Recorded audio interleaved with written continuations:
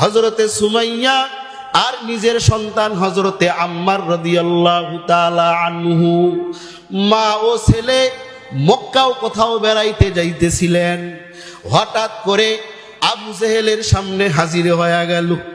আবু জেহেল ডাক দিয়া বলে, সুমাইয়া, শুনলাম নাকি ঈমান আনছো, নবী মুহাম্মাদের হাতে কালেমা পড়ছো। ও সুমাইয়া, কথা কি সত্য? সুমাইয়া ডাক দিয়া বলে, আবু জেহেল, হা হা, আমি তো মুহাম্মাদের হাতে কালেমা পড়ে মুসলমান। তোমার মাকে বলো কেন ঈমান আনলো? আম্মার বলে, ও আবু জেহেল, আমার মাকে কি বলবো, আমিও তো ঈমান আইনা মুসলমান হয়ে গেছি। চিল্লা এখন সুবহানাল্লাহ। আবু জেহেলের মেজাজ খারাপ। কোরআনের কথা শুনলে কিছু কিছু মানুষের মেজাজ খারাপ হয়ে যায়, কথা বলেন ঠিক কিনা? এমন মানুষ আছে যাদের কোরআনের কথা শুনলে মেজাজ খারাপ হয়ে যায়, ইমানদাররে দেখলে মেজাজ খারাপ হয়ে যায়। বুঝবেন ওইটা আবু জেহেলের বংশের লোক। আবু জেহেলের মেজাজ খারাপ। ডাক দিল, উতবা সাহেব, আবু সুফিয়ান কোথায়? কি বড় স্পর্ধা তার, বড় কলিজা। আমার সামনে দাঁড়া, বলতেছে তারা নাকি মা ছেলে দুইজনে ইমানদার। ও আবু জেহেল, উতবা সাহেবা আবু সুফিয়ানকে ডাক দিয়া বলে, মেজাজ খারাপ হয়ে গেছে, এদের বিচার করা লাগবে। এদের বিচার যদি না হয়, মদিনার সব, মক্কার সব মানুষ আস্তে আস্তে ইমানের লাইনে চলে যাবে।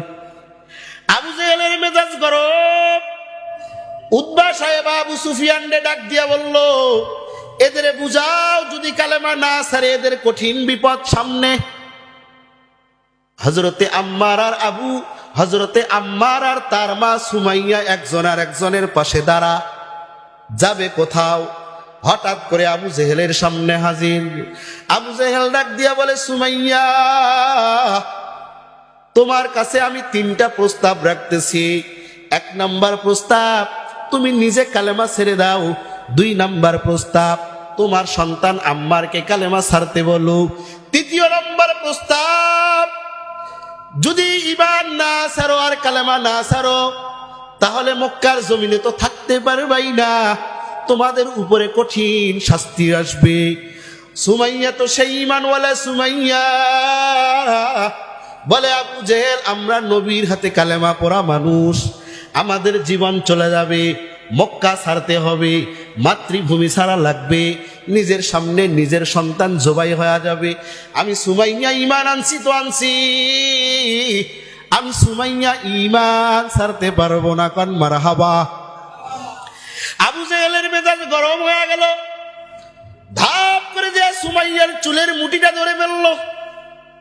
সুমাইয়া বারবার সহজে বলতেছি, ঈমান ছেড়ে দাও, ও আম্মার ঈমান ছেড়ে দাও। আম্মার আর সুমাইয়া তাদের কথার উপরে অটল না, ঈমান ছাড়া যাবে না। আবু জেহেল ডাক দিয়া কয়, উতবা, কয় জি ওস্তাদ, দৌড় মারো, 2টা বড় বড় পিলার গাড়ো, পিলার। ভাইজান, মা আর ছেলেকে পরস্পরে মুখ করে 2টা পিলার গাড়া হলো। 1 পিলারের মধ্যে সুমাইয়াকে বাঁধা হলো, আর 1 পিলারের মধ্যে আম্মারকে বেঁধে দেওয়া হলো। মা সন্তানের দিকে তাকায় আছে, সন্তান মায়ের দিকে তাকায় আছে। মা তাকায় দেখতেছে কলিজার টুকরা সন্তান। আম্মারের চোখ দিয়া পানি ঝরা ঝরা জমিনে পড়তেছে। ও গাইবান্দার মানুষ বলেন গো বাবা, কোন সন্তানের কান্না দেখলে মা কি স্থির থাকতে পারে? পারবেনি। মা তো ওই জিনিসের নাম, সন্তানকে কবরে রাখলে সবাই বাড়িতে চলে যায়। ইতিহাসের পাতায় এমন পাওয়া যায়, মা নিজের কলিজার সন্তানকে কবরে রাইখা কবরস্থানের পাশে তাবু টাইনা 3 দিন পর্যন্ত অবস্থান করেছিল। মা তো ওই জিনিসের নাম। সন্তানের চক্ষু নষ্ট হয়ে গেছে, ডাক্তার বলছে চক্ষু পাল্টাইতে হলে চক্ষু না পাল্টানো পর্যন্ত ভালো হবে না। মা তো ওই জিনিসের নাম। মা নিজের চক্ষুটারে দিয়া সন্তানের চক্ষু বাঁচাইছে। এমন ইতিহাস আছে না নাই? সন্তানের গায়ের গোশত নষ্ট হয়ে গেছে, মা নিজের গায়ের গোশত কেটে সন্তানের গা সুন্দর করার জন্য গোশত লাগাইছে, ইতিহাস আছে না নাই? মা তাকা দেখে আম্মার চোখের পানি ফেলাইতেছে আর মুছতেছে। এবার আবু জেহেল আম্মারের কাছে হাজির। আম্মার, ইমান ছেড়ে দাও, না হলে কিন্তু তোমাদের কঠিন বিপদের সম্মুখীন হওয়া লাগবে। আম্মার বলে, না, ইমান আনছি, ইমান কখনো ছাড়া যাবে না। মা ডাক দিয়া বলে, আম্মার, আমার সামনে তোমার যত বিপদের সম্মুখীন হোক না বাবা, আমার যত বিপদেই আসুক না কেন, তুমি ইমান ছাড়িও না বাবা, ইমান ছাড়া যাবে না। আবু জেহেলের মেজাজ গরম। এবার উদ্বারে ডাক দিয়া কয়, উদ্বা, এরা সোজা আঙ্গুলে ঘি উঠবে না, আঙ্গুলটা একটু বাঁকা করা লাগবে। আম্মারের ইমান ছাড়ার জন্য ওর মার পোশাক গুলা সব খুলে ফেলো। চিৎকার মেরে কন্যা উজুবিল্লাহ। দুনিয়াতে এমন কোন সন্তান আছে যে নিজের চোখের সামনে মায়ের পোশাক খুলে ফেলা হবে আর সে নিজে স্থির থাকতে পারবে? এরকম কোন সন্তান আছে দুনিয়াতে? যেমন কথা তেমন কাজ। আম্মার খুঁটির সঙ্গে বাঁধা, মায়ের দিকে তাকিয়ে আছে আম্মার। উদ্বা আস্তে আস্তে আস্তে আস্তে সুমাইয়ার কাছে হাজির। শেষবারের মতো বলে, সুমাইয়া, ইমান সারবা কি সারবা না বলো না, সারলে কঠিন বিপদ। সুমাইয়া বলে, প্রশ্নই আসে না, লম্বা ঘটনা। ও বাজান, এবার উদ্বা সুমাইয়ার শরীর থেকে পোশাকগুলি টান দিয়া পটপট করে ছিঁড়া শুরু করলো। এক পর্যায়ে ইতিহাসটা এমন, সুমাইয়ার শরীরে আর কোনো পোশাক থাকলো না। আম্মার নিজের মায়ের দিকে তাকাইতে পারে না, আম্মারের নজর জমিনের দিকে। আম্মার এমন সময় আল্লাহর কাছে দোয়া করে, মালিক, এই মুহূর্তে তুমি জমিনটা ফাটায়া দেন, আমি আম্মার জমিনের নিচে চলে যাই, আমি যেন আর কোনোদিন জমিনে না উঠি। আমার চোখের সামনে আমার মার এই হালাত আমি দেখতে চাই না। আল্লাহ, তুমি জমিনটা ফাটা দাও, আমি জমিনের নিচে চলে যাই। আম্মার নিজের কল্লাটা জমিনের দিকে নিচু করছে। বদমাইশ আবু জেহেল বলে, দেখ, আম্মার কিন্তু তার মায়ের দিকে তাকায় না। উদ্বাজা তার চুলের মুঠিটা ধরে মাথাটা সোজা করে রাখ, সে যেন তার মায়ের দিকে তাকাইতে পারে। ভাইজান, ঘটনাটা এমন, উদ্বা গিয়া এবার আম্মারের চুলের মুঠি ধইরা মায়ের দিকে তাক করে রাখলো। আম্মার এবার চক্ষু দুইটা বন্ধ কইরা আছে আর আল্লাহকে বলতেছে, মালিক, এই মুহূর্তে তুমি আমার চক্ষু দুইটা বন্ধ কইরা দাও, এই চক্ষু দিয়া আমি আমার মাকে দেখবার চাই না। আবু জেহেল বলে, উদ্বা দেখ, আম্মার কত লজ্জাজনক একটা ছেলে, মায়ের নজরের দিকে তাকায় না, মায়ের দিকে তাকায় না। উদ্বারে, ওর চক্ষুগুলার মধ্যে সুই দিয়া হানতে থাক, তাহলে সে তার মায়ের নজরের দিকে তাকাবে। যে কথা সেই কাজ। উদ্বা এবার কতগুলা সুই আইনা আম্মারের চক্ষির মধ্যে হানা শুরু করলো। ভাইজান, ঘটনাটা এমন, আম্মার কিং কর্তব্য বিমূঢ় হয়ে গেল, কি করব?